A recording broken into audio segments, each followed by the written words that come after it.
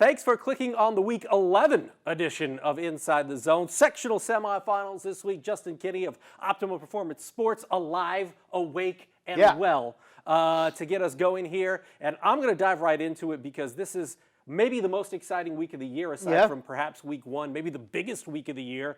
You're talking about 6A is where we're going to start. Carroll versus Warsaw. Warsaw won a share of the NLC. We know what Bart Curtis does. We do. He's a Hall of Fame coach. They play Bart ball, and they run it down your throat with Reed Zollinger. And then you look at Carroll, who last year, maybe a bit of surprise for some people at the end to make it to the 6A state championship game. So you got a conference champion versus the reigning state runner-up. That's going to be our highlight zone game of the week. How do you see this one playing out at Fisher Field on Friday night? It's not hard, like you mentioned with Warsaw and Bart Curtis. You know what they're going to do. They're going to run the football. If you let them run the football, they have a good chance of beating you. If you can bottle up the run, you have a good chance of beating them. And that's really what it comes down to with Warsaw. This year, they've been able to run the ball against a fair amount of opponents. But what we saw last year when Carroll was able to take care of business was they really restricted that run. They took Warsaw off schedule. And when you do that, the Tigers are in a lot of trouble. So that will be priority number one for Coach Rudolph's defense this week. What do you think about Carroll going into this game? Because I think, you know, at the beginning of the season, such high expectations. They had a great offseason. We talked about them a lot in the summer. Who's gonna be able to beat them in our area coming into this season? And it's taken them a while to figure everything out. You know, they only lost to Snider really based off those 2 interceptions by Brandon Logan that were returned for a touchdown at the end of the second quarter. So that game could have gone either way is what I'm really trying to say. This is a Carroll team that I think now in the postseason has to get refocused. And how do you think this team is going to respond to having a week off and then going on the road to play at Warsaw? Well, it'd be nice if they can get a little bit healthier. They've been missing some key guys the last couple of weeks, and that's been big. But I think Carroll, despite what they did last year, you're still looking at a team going, are they good enough to run through 6A? I kind of feel the exact same as I did last year at this time. Carroll proved us wrong, and they were able to dominate Warsaw and Penn in the sectional. That's probably who they're going to play in the sectional championship next week is Penn. I think it's a better Penn team than a year ago, but I still think we're kind of coming into this going, I don't know if Carroll's as good as enough to get to the state championship game out of the North, yet they did that very thing last year. Yeah, experience is huge, I think, in the postseason. Jimmy Sullivan, I think, is starting to get his feet under him a little bit. Got an offer from Michigan State recently. He did. So you got to think confidence is at an all-time high when you're getting Big Ten offers like that. But I think it'll be interesting on Friday to see how 2 very different styles of football play out, even though they've seen a lot of each other in the last few years as Warsaw's program has taken a step forward. Let's talk about 6A Sectional 3. Got Fishers at Homestead, Hamilton Southeastern at Northrop. Fishers at Homestead is the one that interests me here because you're taking a look at a Homestead team that fared pretty well in the season opener against Carmel. Lost that one 14-7 at home on a pick 6 late in the fourth quarter. So they've competed with some Indy teams. On the flip side of that, they lost to Noblesville 42-0 in week 2, whereas Fishers in week 3, the next week, beat that same Noblesville team. So when you score compare, it was a long time ago, but it doesn't necessarily bode well or make you feel overly confident if you're the Homestead Spartans. It was a good performance from Homestead to end the season, that win over Bishop Luers at home. And you think with the off week, they can take some additional momentum into week 11. It's just, I just don't know if Homestead has the offensive firepower, right, to take out a really good 6A program this year. I mean, you have to love what Brett Fox gives you. And at times, they can sling the ball down the field. But even in that Bishop Luers game, you're like, man, I just don't, this team doesn't look like a team that can move the ball all the way down the field unless that running game is really working well. So maybe with the off week, Homestead was able to work out some things offensively and make that a more potent offensive unit. But man, it's just really difficult to see that offense and say they're going to be able to put up enough points to beat a team like this. 5A Sectional 12, I can guarantee you this, Northside's going to be in the sectional championship game. Yes. Because they got the double bye, which is super weird. I don't know if you like it because that's 2 weeks off. But let's take a look at Anderson versus Snider. Anderson comes in 2-7. This is Snider just gearing up most likely for a postseason run, a long one they hope Kurt Tippmann and company do. So if you're Snider, you had a week off, and then you've got an opponent you're going to be heavily favored against, and then you got Northside, who knows you, I would say, inside and out in week three of the postseason.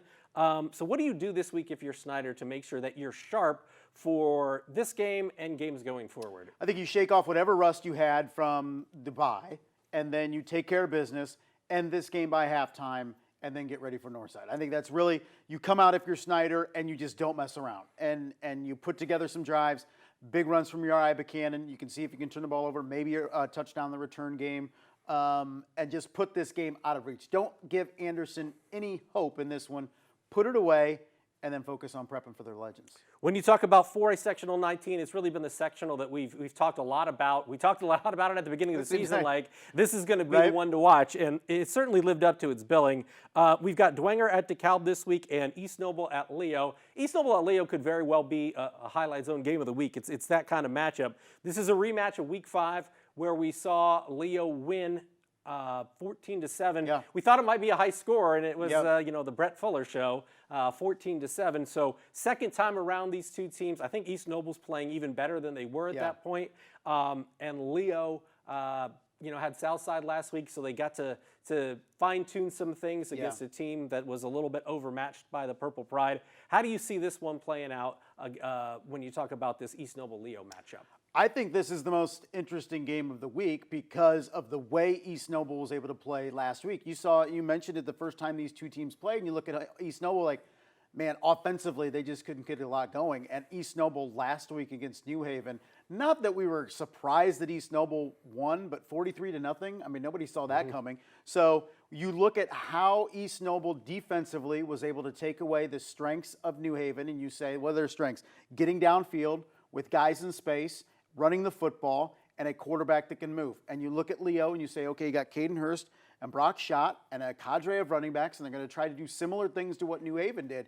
It's a different matchup for East Noble, but similar enough to say, okay, you can take the principles of what you did against New Haven and put them to Leo. So these are two teams playing really good football, and I do expect this big game to be a little bit more high-scoring than the first time around. I'm excited to see Leo's defense because I think that they've made big strides throughout the course of the season. We talk about Caden Hurst, we talk about Brock Schott on offense, but really I think the defense, you got to contend with Schott on the defensive line. I mean, I saw the early part of that Southside game in person, and I thought he was a running back for Southside because he was in the backfield so much. I mean, that's just something that's going to have to be done, and I know Coach Amstutz knows that he's got to block that dude, and they're going to need to know where he is on every play. Dwenger DeKalb, how do you see that one playing out? Because DeKalb wins 28-21 last week. Dwenger didn't look overly dominant against Wayne. They get the late touchdown in the second quarter to go up at halftime, and they got the momentum and ran from there. But it was only 21-10, and we thought it'd be a good game, and it was.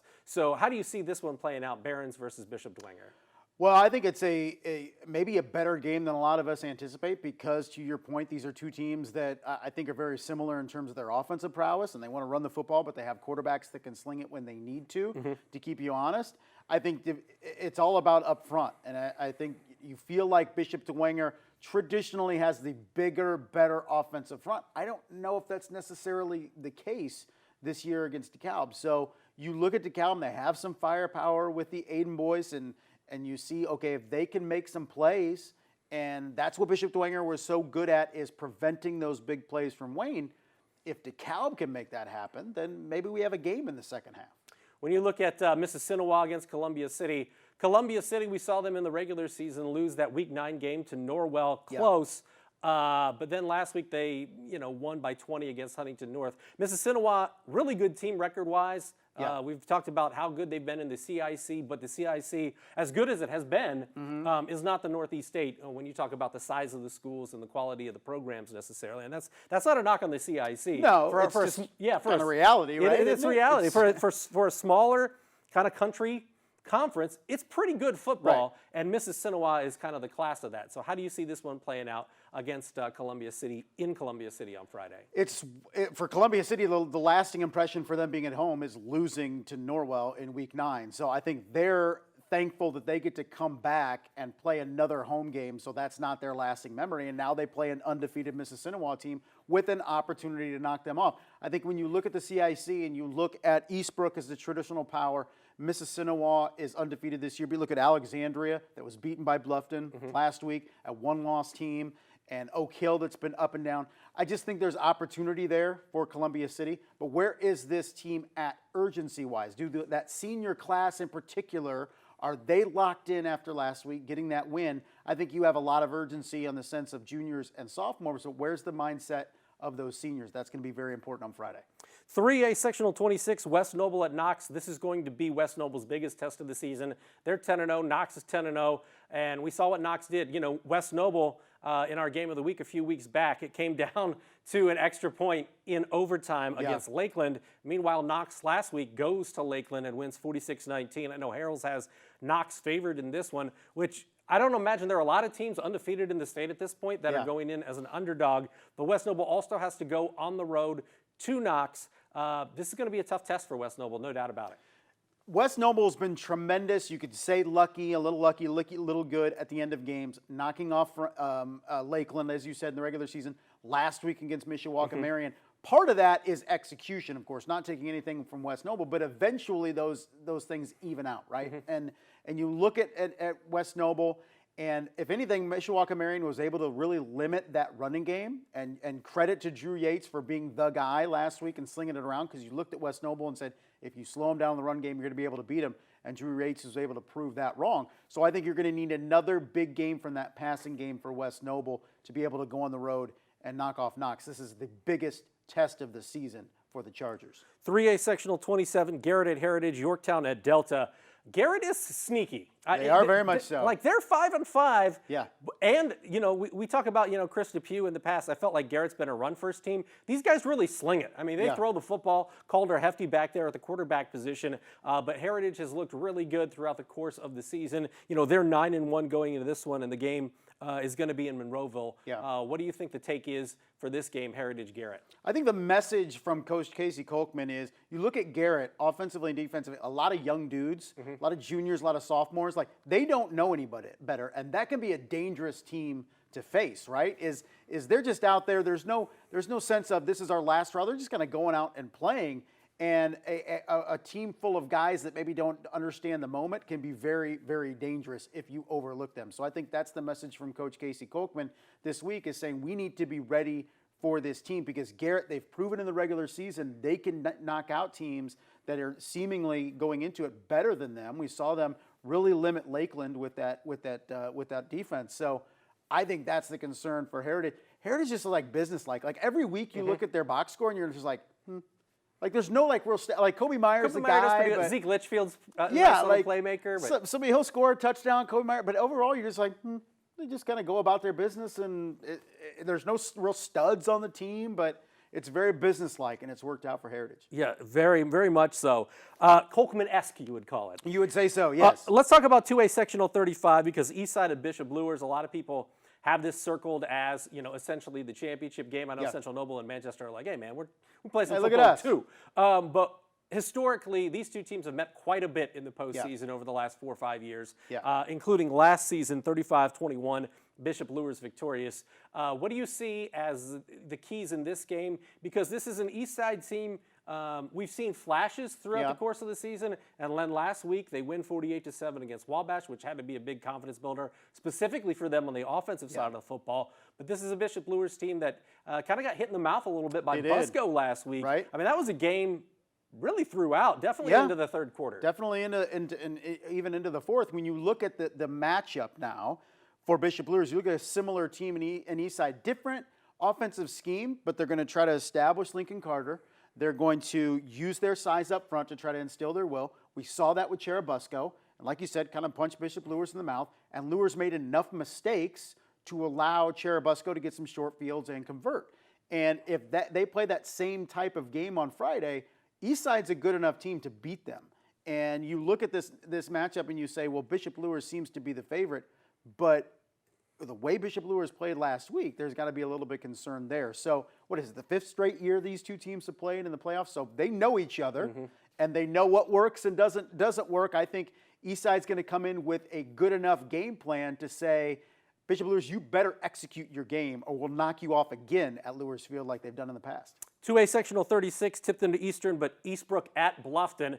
Bluffton, we've talked about how good the back half of the schedule was for Right. Bluffton, and then they faced a good Alexandria team on the road last week, won 26-14. So if you're and Eastbrook is Eastbrook, I Right. mean, you know what they're going to do, Yep. and they're very good at what they Yeah. do. And they come in 7-3. So how do you see this one playing out, knowing that Coach Kunkel's team has really tested themselves over the last few weeks, and most importantly, last week came up with a victory against a top 10 team in 2A on the road.